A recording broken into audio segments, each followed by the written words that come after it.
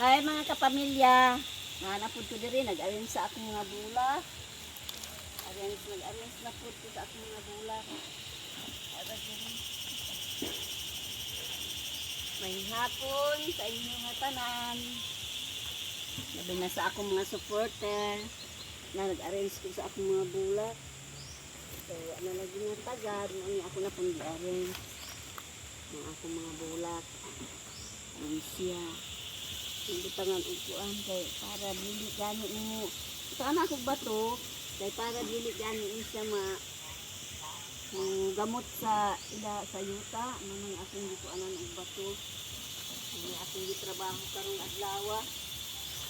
Bulak na pud akong gitrabaho. Ang siya mga kapamilya. Kay luoy na sa akong mga bulak ba ni akong gi-arrange pud karon. Siya i-arrange akong mga bulak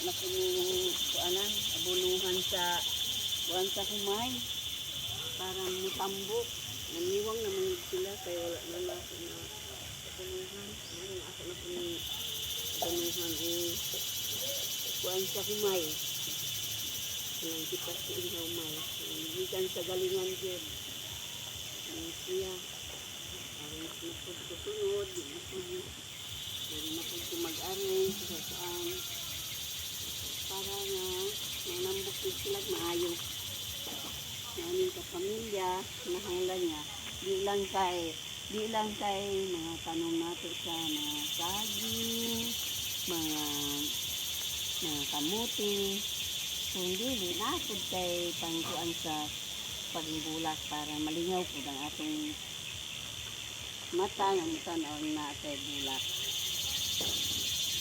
Yan mga kapamilya. Siya. Ano pa, daghang pang wala na ako na-arrange. Kanilang sa akong na-arrange ay nakaya. Sunod na po. Ito namin arrange na kanan. Ayos na maayos na din panahon mga kanisa akong buhat karong adlaw di man makaya po hutdo na akong pang-arrange daghan ba yan sila kaso lang wala pa na-arrange na kadito sa sulod na ako mga pang-arrange na ako kanilang sa ako na-arrange yung bulakan na papaintam na pinagsusunod pabulakon na po natin siya